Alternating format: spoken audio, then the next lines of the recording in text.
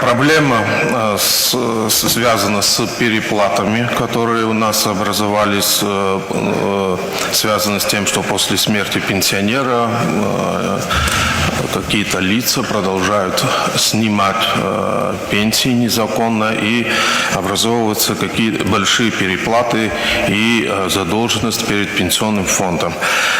Проблема эта связана с тем, что у нас своевременно или вообще не регистрируется факт смерти гражданина. В соответствии с нашим законодательством заявить о смерти устно или в письменной форме в орган ЗАГС обязаны супруг, супруга, другие члены семьи умершего, а также любое другое лицо, присутствующее в момент смерти или иным образом информированное о наступлении смерти. Но также и государственные учреждения, органы, если на момент смерти находился гражданин там. Но, к сожалению, с учетом всех наших особенностей, факт смерти не регистрируется своевременно. И до 2015 года, до того, как у нас появились карты АПРА, национальной платежной системы, это происходило таким образом. Лично гражданин, пенсионер, получал пенсию в сберкассе или его доверенное лицо. И, конечно, тогда тоже были переплаты, но установить лицо, незаконно снявшее денежные средства после смерти пенсионера, было несложно, так как круг лиц был узкий. Это мог сделать только доверенное лицо или сотрудник банка. И таким образом вопрос решался. Но после того, как появились карты АПРА с 2015 года, ситуация резко поменялась у нас. И теперь уже после смерти пенсионера по картам АПРА какие-то лица незаконно дальше продолжали снимать средства. И у нас с 2015 года, вот я могу сказать, если взять за первые 3 года, до 2018 года, если незаконно было снято там чуть более 4,5 миллионов, то с 2018 года по 2020 год эта сумма достигла уже почти 27 миллионов рублей. И в последний момент уже даже в месяц почти около 1 миллиона. То есть этот процесс набирал обороты. И таким образом, конечно, естественно, российская сторона, это Пенсионный фонд России, имел претензии к нам, ставил вопрос. И мы пытались решить этот вопрос другими способами, но единственное возможное решение на тот момент мы нашли именно приостановить выдачу пенсии по картам АПРА. Это с августа 2020 года. После того, как мы приостановили, у нас ситуация опять резко поменялась.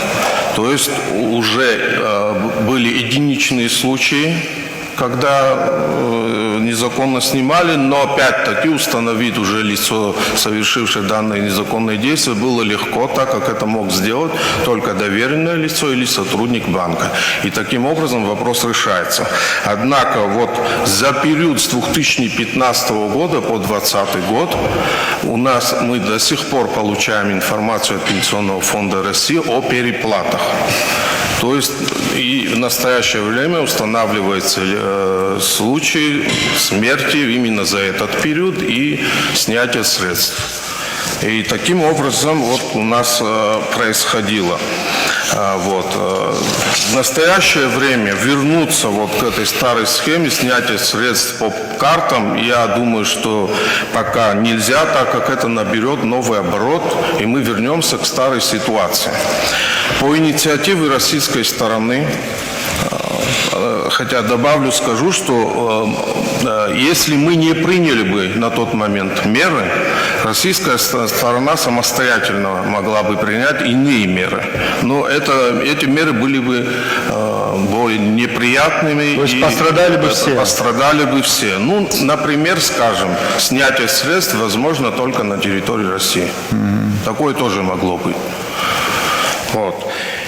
И вот таким образом мы получаем ежемесячно информацию о переплатах, мы направляем сразу в Генеральную прокуратуру, прокуратура занимается, это не вся сумма переплаты, возвращаются средства тоже, прокуратура где может устанавливать, но во многих случаях не представляется возможным установить этих лиц, которые сняли средства. Так как это происходило по пластиковым картам, могли снимать в любом банкомате Республики Абхазия и затем в конце выбросить эту карту. Конечно, главное сделать все, чтобы наши граждане, пенсионеры не пострадали. Мы, конечно, понимаем, что основная задача, и вовремя получали пенсию. Задержек же нет у вас, я так понимаю. Никто не остался без пенсии после Долгов таких тоже нет, принятых правильно? мер. Более того, хочу сказать, что Сбербанк дополнительно открыл сберкассы для выдачи пенсий пенсионеров. Кроме того, в Гудаутском и Ачимчирском районах Сбербанк осуществляет доставку пенсий в села. То есть привозят ежемесячно пенсию в села, чтобы они получали там пенсию, чтобы им было удобно. Конечно, какие-то очереди образовываются в начале, в первые 2-3 дня после поступления средств. Но после 2-3 дней дальше уже никаких очередей нет.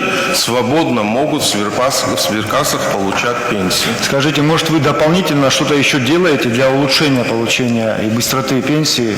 Или вот тот механизм, который сейчас вы определили, он эффективный, он работает? Это наиболее эффективный, на наш взгляд, способ решения этого. Хорошо, спасибо. Есть коллеги?